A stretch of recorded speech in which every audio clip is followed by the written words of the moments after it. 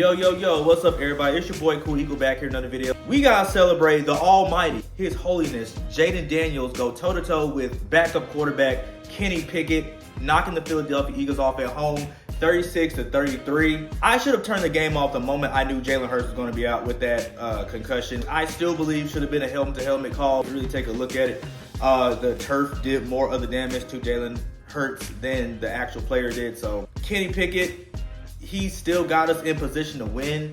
At the end of the game, Devontae Smith dropped that ball. The defense gave you 5 turnovers, man. This offense scores 33 points. The problem is you scored 21 in the first half, right? And then you only scored 12 in the second half, despite forcing all of those turnovers. At the end, Devontae Smith dropping that ball that could have really iced the game. Jake Elliott was able to at least get us 6 more points going into that fourth quarter up until the end, despite him being 0 for 6 for 50. It's going to be a real conversation in the offseason about Jake Elliott, who's been money for us for a lot of years, and even in the Super Bowl, you know what I'm saying? He's always been that kicker for us. Kind of like what David Akers was in the early 2000s. It's going to be a real conversation. He might want to decide to try to be a family man now. Him and Justin Tucker both are just horrendous from 50 yards. Maybe Jake Elliott just needs a new environment. Maybe he's one of those guys that just, needs a change right now. He is a liability going into the playoffs. Sometimes kicks decide a Super Bowl, man. Kicks decide a Super Bowl. But despite all that, man, the offense with Kenny Pickett couldn't really do much, even though he did get us in position to do it at the end of the game. The defense was starting to get a little exhausted. 5 turnovers. You're forced 5 turnovers, and your offense can't capitalize off of it.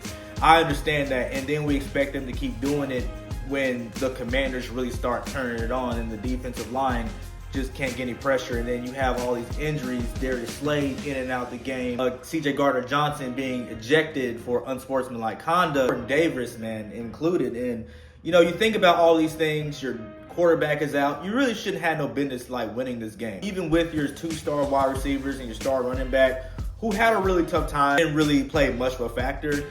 In the second half, A.J. Brown getting those pass interference calls on Marshawn Lattimore, who also ended up leaving the game. We could at least did something better in the passing game, but Kenny Pickett isn't Jalen Hurts, and I think this will, in turn, help people to really appreciate what Jalen Hurts offers to this offense, not only from a running standpoint, but also from a passing standpoint. The offense definitely took a step back, a major step back, with Kenny Pickett. The offense still was able to put up 33 points. It just probably could have been a 50-burger.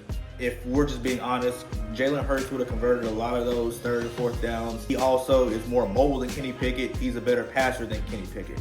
And Kenny Pickett does not have any games that even come close to what Jalen Hurts is able to do at his best, which is why he was traded away from the Pittsburgh Steelers. So it is what it is. The Commanders earned this one.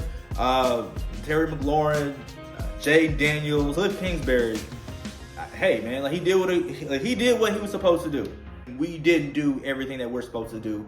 That's the result of this game, and we gotta just clinch at home next week, and then hopefully Jalen Hurts can play, and then we win our last 2 games to try to still be in the race for the number 1 seed. I think it's over at this point, really, because I don't see Detroit losing to Minnesota next week, despite all the injuries they have on defense. I don't see Minnesota losing 2 games in a row, so I don't know, man. But the number 2 seed isn't bad though, because you got to play the 7th seed. So if we end up playing somebody like Tampa Bay, who's going through their string of injuries, play somebody like the Commanders again with Jalen Hurts in the game, and none of this fluky nonsense that happened today, and then we're playing at home too. So I think that'll be a good thing if we play somebody like the Commanders, the Tampa Bay Buccaneers, or whoever gets those wild card spots, the Falcons. So I think we'll be fine. It's just we need to play some of our best ball these next 1.5 games, because I'm sure once we're confirmed that we're not in contention for the number 1 seed no more, and we're just the number 2 seed, I think we'll just rest our starters that last game in the second half and just get ready for whoever we're going to have to play in the first round. We should be fine. For Eagles fans, this is nothing to gloss over. Yeah, this hurts, it stings. At the same time, you're still in a very good position right now Like, the Commanders, they can celebrate this win. They earned it. Perspective is everything. Starting quarterback is out. Plethora of injuries on defense. Hey, backup quarterback Kenny Pickett. But it's okay, though. So, shout out to the Commanders fans. Y'all got this win today. Hope to see y'all in the playoffs. I'm sure we will run into each other if y'all don't get knocked off in the first round, like I really think y'all will be. Yeah, but like, subscribe, man. We got more content on the way. Just had to come talk to you guys. Eagles fans, we're going to take this loss together. Commanders fans, celebrate tonight, man. Y'all did that damn thing. Y'all earned it. Cool. Yeah, so like, subscribe, and we're out of here.